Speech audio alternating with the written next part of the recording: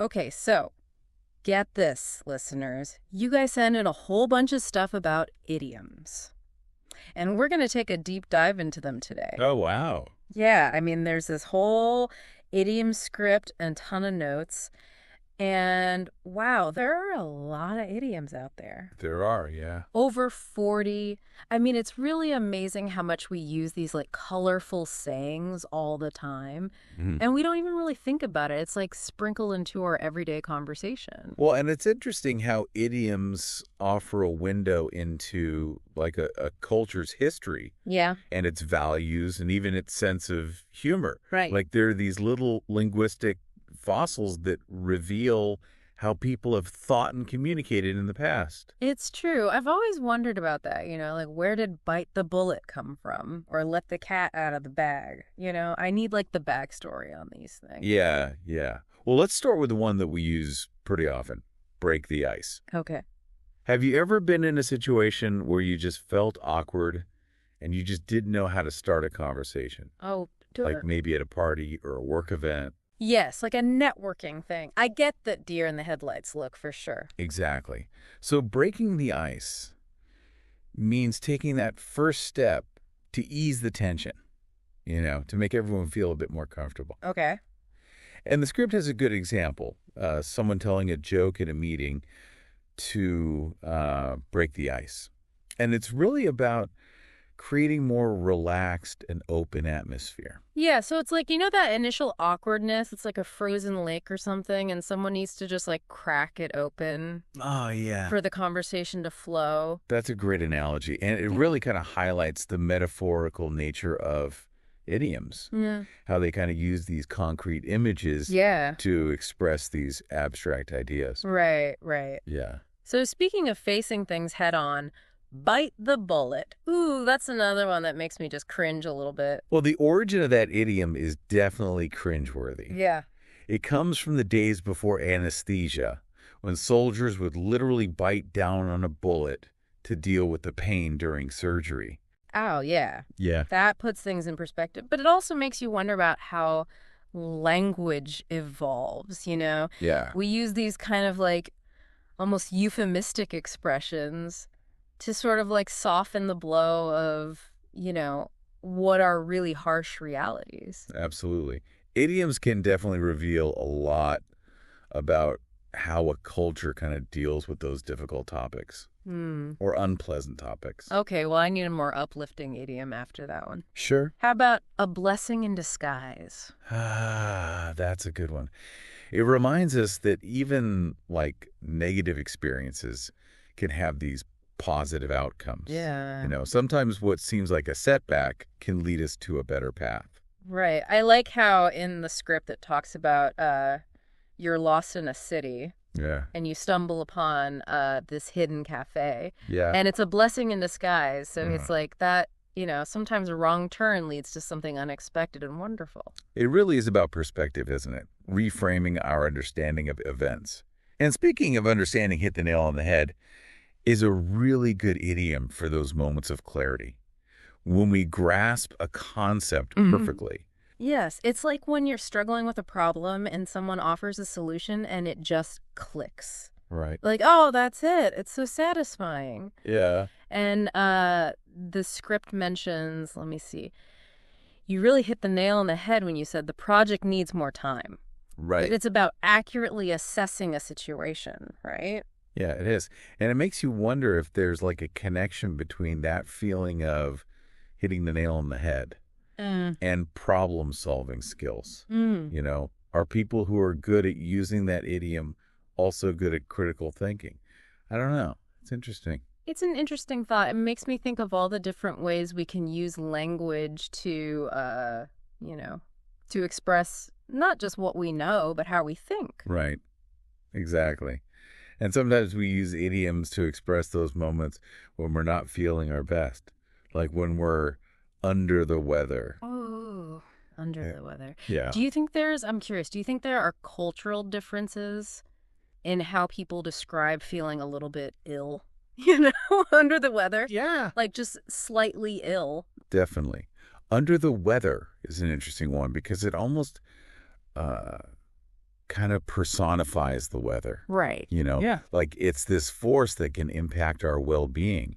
And in other cultures, they might attribute it to different things like spirits or imbalances in the body or, yeah.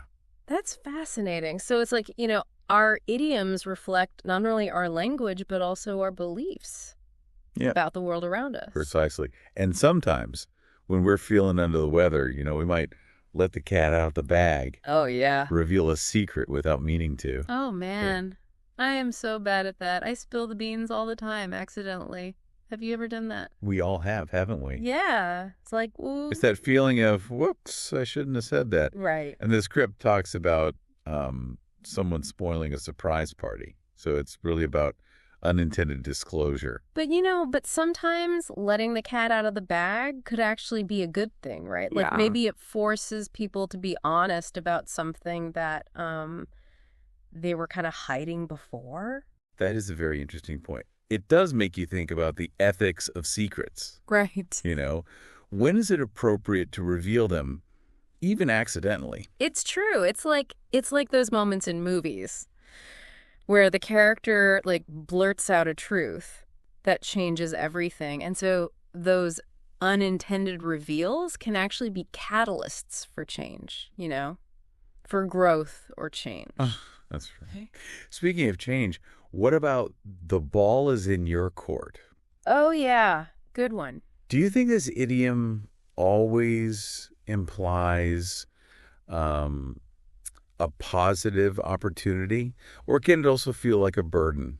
That's a really good question. I think it depends on the situation and the person. Some people love that feeling of, okay, it's up to me. They're like, I got this. And they thrive under that pressure.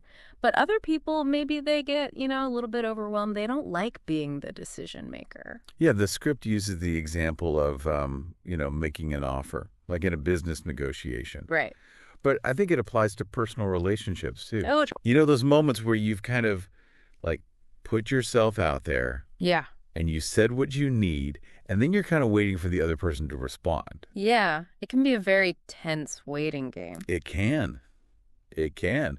And sometimes, while we're waiting for the ball to come back into our court, we might find ourselves burning the midnight oil to get things done. Oh, yes. Burning the midnight oil. The classic idiom for working late into the night. It's interesting, isn't it, how this expression, originally I think it was, actually burning oil in lamps for light, and it's now, it encompasses any kind of, late night effort. Yeah. It makes you think about how technology has changed our relationship with work and with time in general, we're no longer limited by daylight hours. Yep. And so the lines between work and leisure have become so blurred. Absolutely. Absolutely. And speaking of blurring lines, how about when something costs an arm and a leg? That line between a reasonable price and something that's just outrageous is pretty subjective, isn't it? It's so subjective. Yeah, what might be a splurge for one person might be another person's, everyday expense. It all depends on your financial situation, your priorities. Right. And the script mentions a new phone that costs an arm and a leg. Right. But honestly, with the rate of technological advancement these days, new gadgets, they're almost designed to become obsolete so quickly. Yeah. To drive that cycle of constant upgrading and yeah.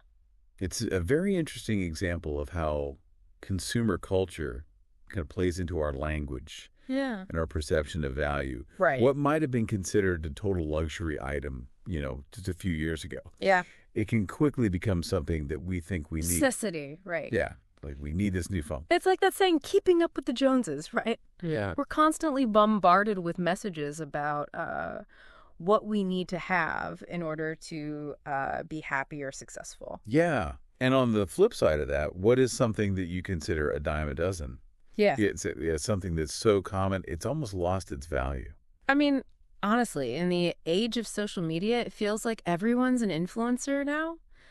And, it's like it's diluted the meaning of expertise and authenticity. You know what I mean? Yeah, that's a great point. And the script says that good ideas are a dime a dozen. But I think that's even more true today when information is so readily available, right? Yeah. The real challenge is filtering through all that Yeah. and finding those truly original and valuable ideas. It's like the signal to noise ratio has become so skewed. Right. We're drowning in information, but we're starving for wisdom. Yeah. And sometimes in all that noise, we accidentally spill the beans, reveal something we didn't intend to share. Speaking of spilling the beans, have you ever noticed how some people seem to do it almost compulsively?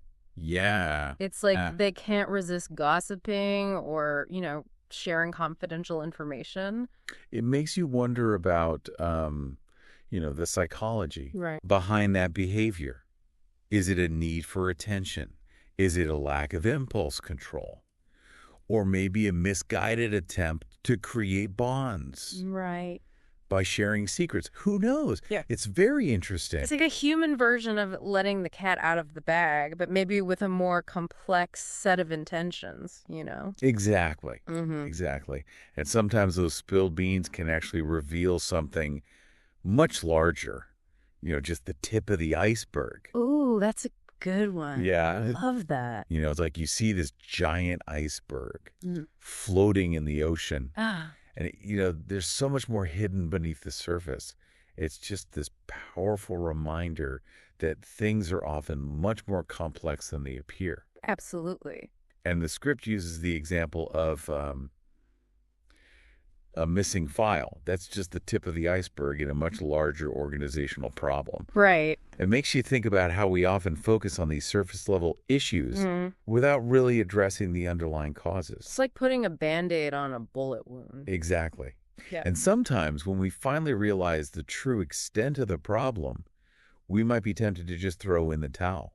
Oh, throw in the towel. Yeah. Have you ever felt that way about a project or a goal? Like you just wanted to give up? Oh, absolutely. Yeah. Totally. I think everyone has that feeling at some point. Yeah. But what's interesting about the idiom throw in the towel is that it comes from boxing. That's right. So it's like, you're acknowledging defeat, but in a way that also kind of implies respect for the opponent. Right. It's recognizing that you've been outmatched. That's a good point. So it raises the question of whether there's honor in knowing when to quit. Like, is it always about perseverance? Or is there value in recognizing when a fight's no longer worth fighting? Absolutely. Yeah.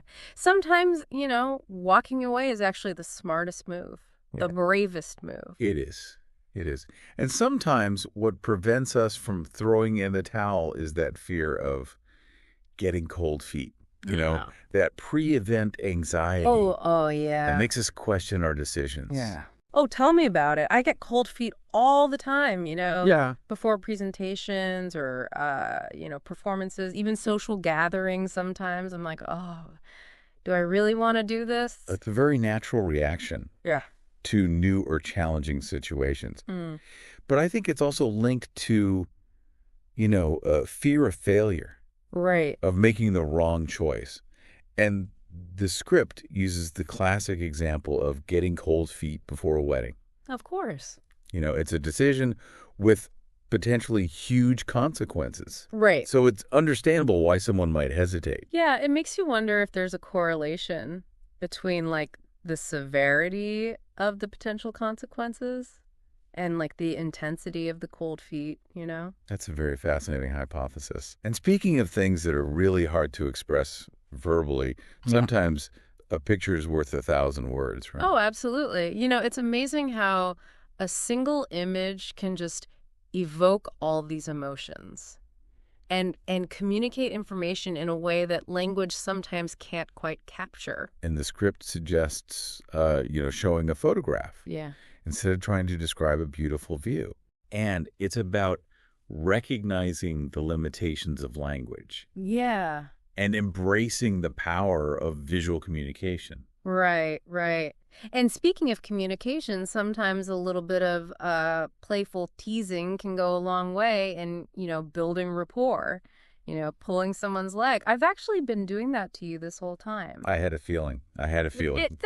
But that's the beauty of the idiom. Right. Yeah. It's all in good fun, it's not meant to be taken seriously.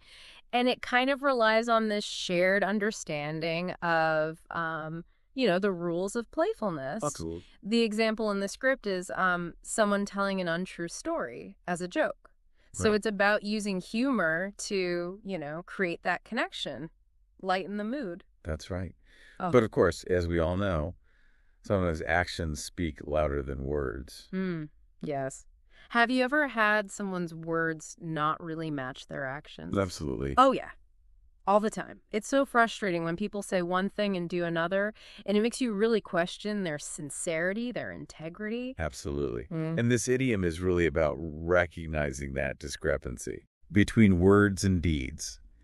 And the script gives the example of someone promising to help, but not following through. So it's a reminder to pay attention to what people do, not just what they say. It's like, that saying, talk is cheap. Yeah. It's easy to make promises, but it takes effort. Right. And commitment to follow through. Absolutely. And when we're dealing with those situations where, actions have let us down, it's important to remember, don't cry over spilled milk. Oh, you know what? Speaking of that, I had a major coffee mishap this morning. Oh, no. Knocked my whole cup over my keyboard. Oh. But you know what? I tried to channel my inner don't cry over spilled milk. Yeah. Cleaned it up and moved on with my day. That's the spirit. It's about, accepting what's happened, focusing on what we can control and moving forward. And the script uses the example of, missing a train. Yeah. But it applies to so many situations in life. Yeah, so it's about, resilience, adapting to the unexpected and not letting setbacks completely derail us. That's right. And speaking of feeling derailed, what about those moments when we're feeling incredibly happy? Like on cloud nine. Oh, on cloud nine. What's a moment in your life that made you feel that euphoric? Ooh. I'd say holding my book for the first time. Oh. After it was published. Like, all those years of work culminated in that moment. And it was just, it was pure joy. Just this sense of accomplishment, That's beautiful. And the script mentions, getting a job offer as a reason to be on cloud nine. Oh, yeah. So it's that feeling of pure bliss, like you're just floating above the world. Yeah. Makes you wonder if there's a physiological component to that, Like a surge of endorphins or something. Maybe. I wouldn't be surprised. Yeah, yeah. But speaking of, contrasting emotions, what about when someone gives you the cold shoulder? Ooh, yes. Have you ever been on the receiving end of that? Ugh, yeah. It's the worst. Especially when you don't know why they're ignoring you. It's like they built this invisible wall, and you're just left there like, what did I do? Right. And the script mentions someone giving the cold shoulder after an argument. So it's this deliberate act of creating distance, of withholding warmth and connection. Yeah, it makes you wonder if it's like a passive-aggressive way of expressing anger or hurt. Instead of communicating directly, they're using silence as a weapon. That's a good point. It really brings up the whole issue of communication styles. Right. And how those can impact relationships. Right. And sometimes a little direct communication, even if it's uncomfortable, is much better than, the silent treatment. Yeah, absolutely. And speaking of things that are rare and valuable, how about those events that happen once in a blue moon? Oh, yeah. Once in a blue moon, good one. What do you do once in a blue moon? Once in a blue moon, I would say I go all out on a fancy dinner. Ah, nice. I love trying new restaurants. But, it's definitely a special occasion kind of thing. Yeah, it's those rare treats that we savor, right? Absolutely. And this idiom is linked to the actual astronomical phenomenon of a double full moon in a single month. Right. Which happens very infrequently. Right. Right.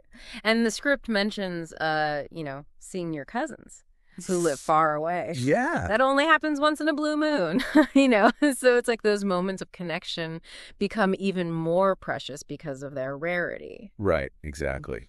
And sometimes life throws us curveballs that land us in hot water. Ah, yes. Have you ever been in a situation where you felt like you were in trouble? Hmm. Maybe facing some consequences for a mistake? Oh, for sure. Early in my career, I made a big error on a project. Oh, no. Oh, yeah, it was bad.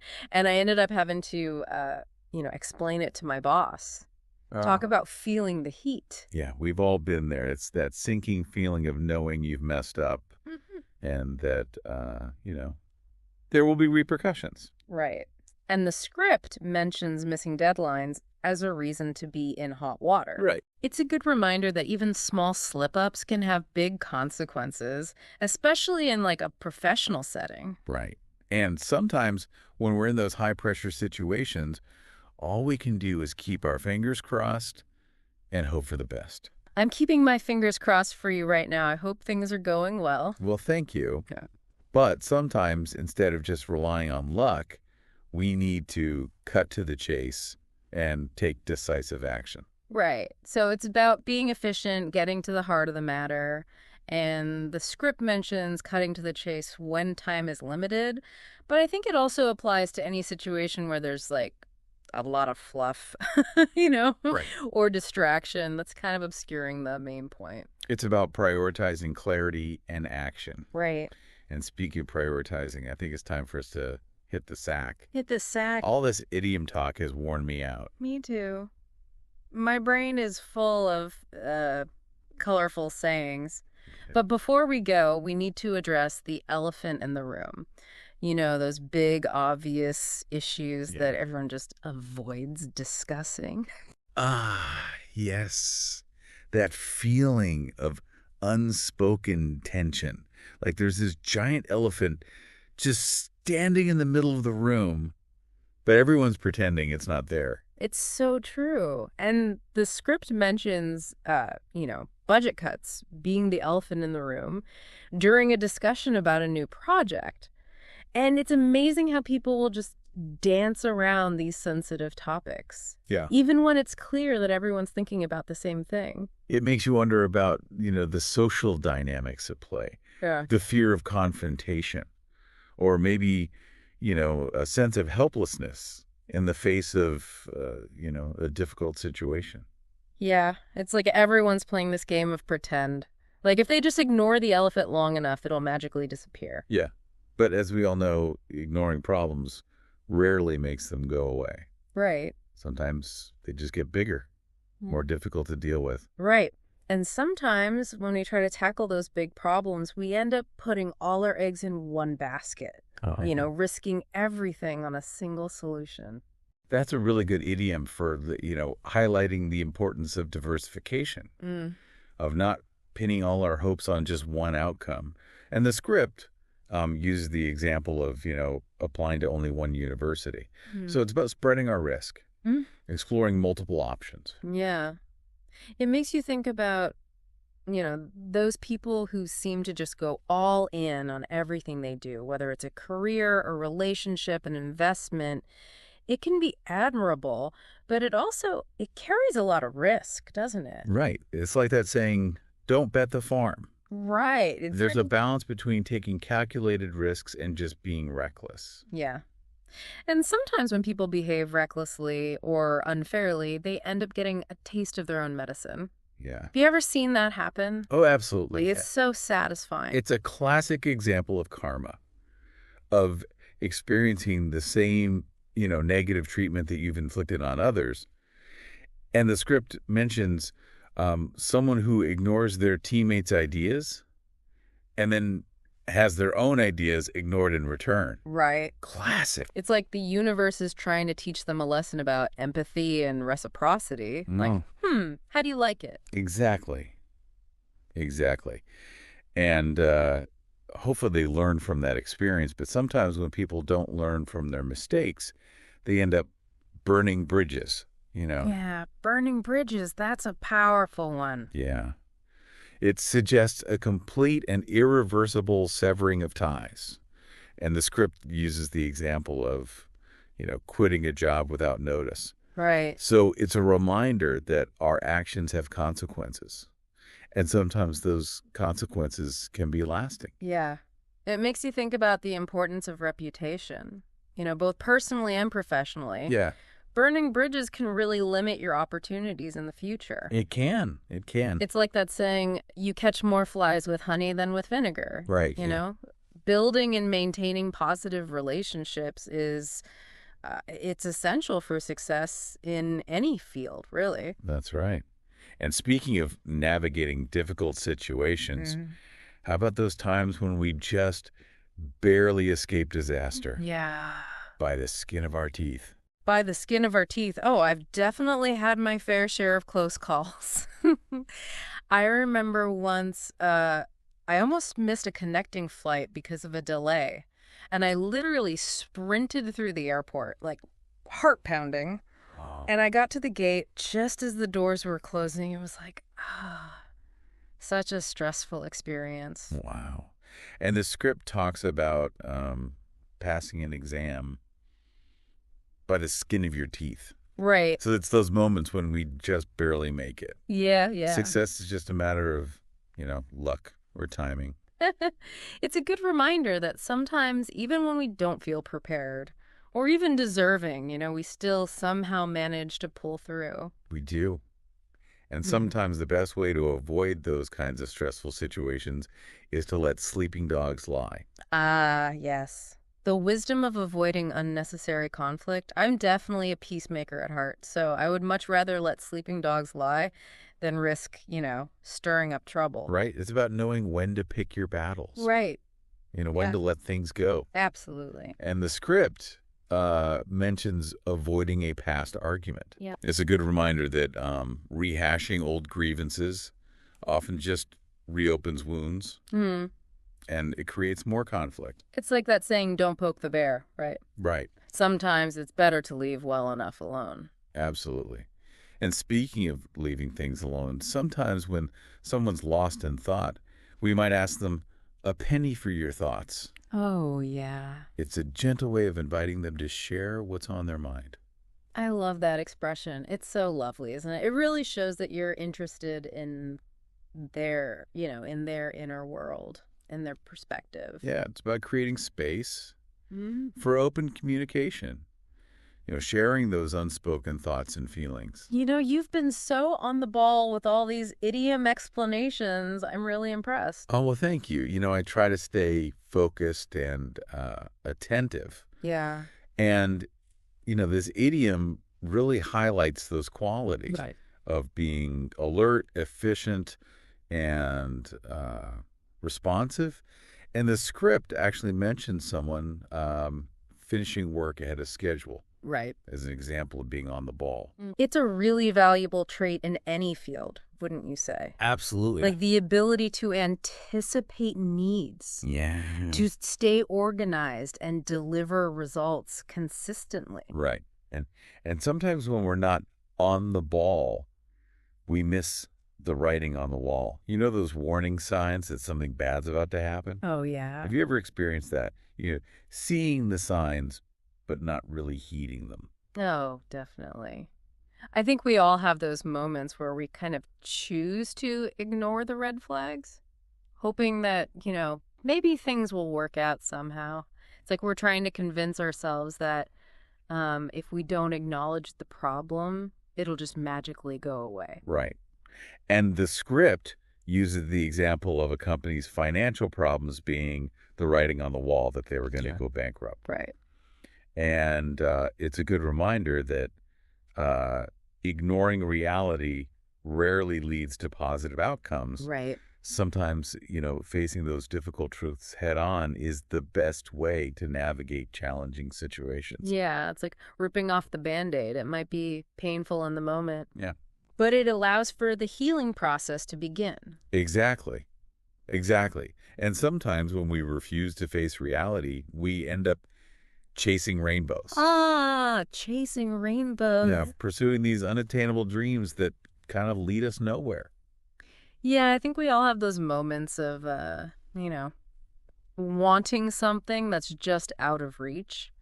Whether it's a career goal, a relationship, a material possession, it can be really hard to let go of those sometimes. Yeah, and the script mentions, trying to get a promotion without having the right qualifications as an example of chasing rainbows. Right. So it's about recognizing the difference between ambition and delusion, between setting realistic goals and setting yourself up for disappointment.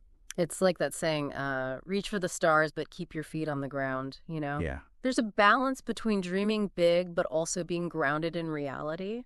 absolutely. And speaking of staying grounded, sometimes people just beat around the bush instead of getting straight to the point. Yeah. Have you ever had a conversation with someone who just couldn't say what they meant directly? Oh, all the time. Like, Yeah. it's so frustrating. Why can't they just say what they mean? Right. It's like, they're afraid of being too direct, maybe too confrontational. Right, right. But often, that indirectness just leads to more confusion and misunderstanding. Totally. It's like they're trying to navigate a maze blindfolded. Yeah. Like just bumping into walls instead of taking the clear path. Exactly. And sometimes the opposite approach is needed, We need to just throw caution to the wind and just go for it. Ooh, I like that one. Throw caution to the wind. Yeah. Have you ever taken like a really big risk that paid off? Oh, yeah. Quitting my stable but super unfulfilling job to pursue writing full time, that was a huge leap of faith. Wow. It was scary, but it's been the most rewarding decision I've ever made, for sure. That's fantastic. And, the script mentions quitting a job to travel. Right. As an example of throwing caution to the wind. Oh, yeah. So it's about, embracing the unknown, Yeah. stepping outside your comfort zone, Yeah. and just trusting that things will work out. It's that feeling of jumping off a cliff, And you're like, okay, I'm either going to learn to fly or I'm going to crash and burn. Right. But either way, it's an adventure. It is an adventure. And often those adventures require us to,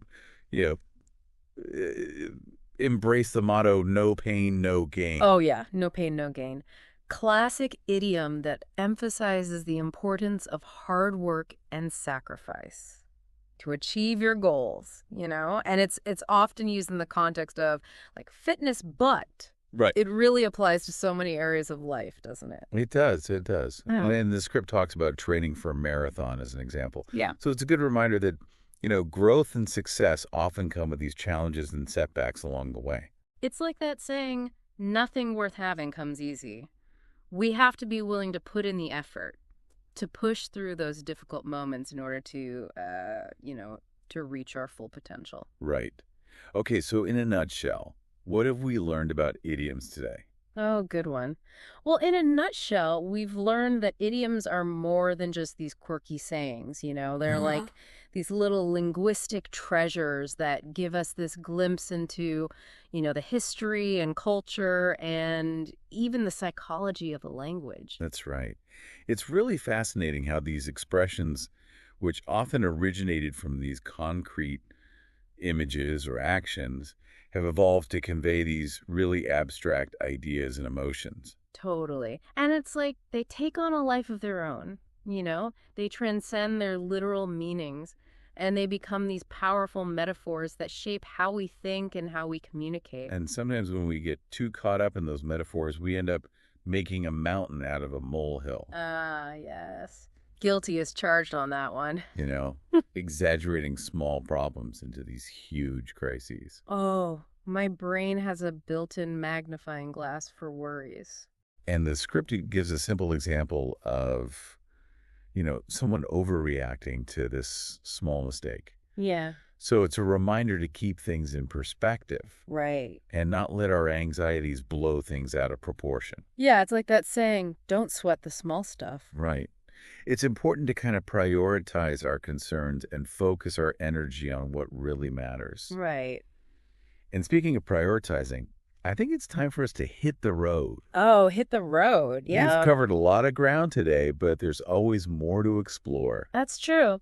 It's funny, hit the road is such a great idiom for, for leaving, for starting a new journey. It implies a sense of like purpose and excitement, And the script talks about hitting the road to go to the beach. But I think it really applies to any kind of adventure. Yeah? Whether it's physical or intellectual or even emotional, That's right. It's about embracing the unknown, seeking out new experiences, and expanding our horizons. Love it. And sometimes on those journeys, we need to remember that a watched pot never boils. Ooh, yes. The classic reminder to be patient. It's so true, isn't it? It's like you're waiting for something so eagerly. Yeah. And it feels like time is just moving in slow motion. The script uses the example of waiting for an email. Right. But it really applies to, so many situations in life, whether it's waiting for a phone call, a decision, a change in circumstances, Absolutely. So it's a reminder that sometimes the best thing we can do is just relax. Yeah. Trust the process. Yeah. And let things unfold in their own time. Exactly. And sometimes when the time is right, we need to be ready to act at the drop of a hat. Oh, that's one of my favorite idioms. It conjures up this image of like spontaneity, of being ready to seize the moment. Right. And the script is a great example of, leaving a job for a better opportunity. Oh, yeah.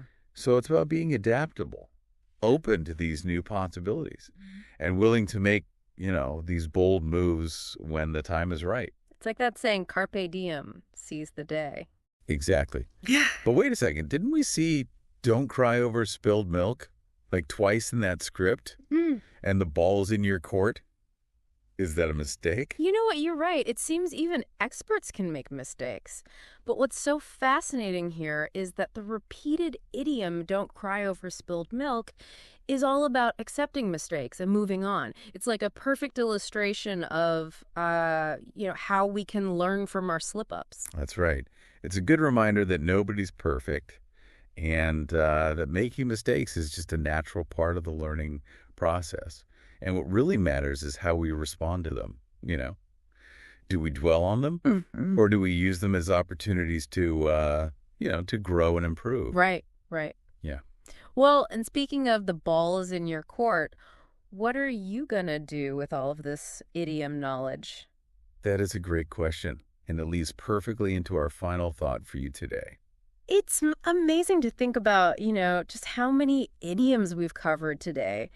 And it's really just scratching the surface. Right. I mean, there's so many more out there. And like you were saying, the language is always evolving. Yeah. New idioms are being created all the time. Yeah. To reflect, the changing world around us. It's like this never-ending treasure hunt for, for these little gems of language. It is.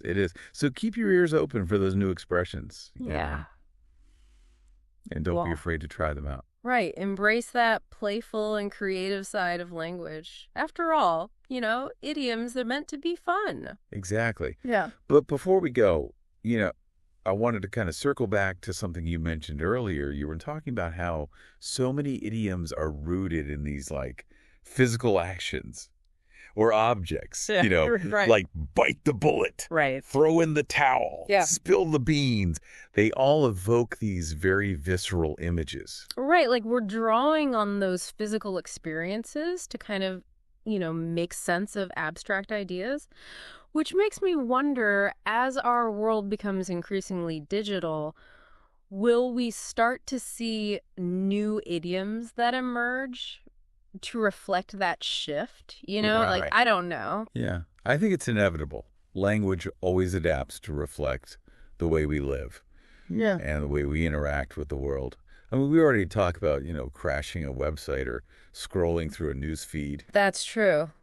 So maybe in the future we'll be saying things like, I need to download some motivation, or, my brain is buffering right now. Oh, totally. Yeah. I can see that happening. Yeah. And it'll be really fascinating to see how technology continues to shape our language. Right.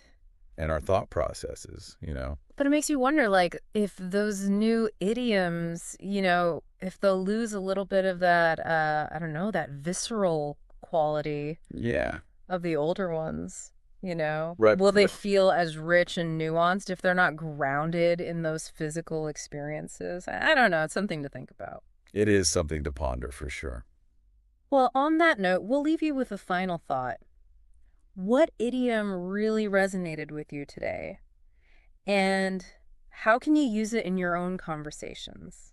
Let those idioms spice up your language. Yeah. Add a dash of wit and wisdom to your everyday interactions. Beautifully said. Until next time. Happy talking.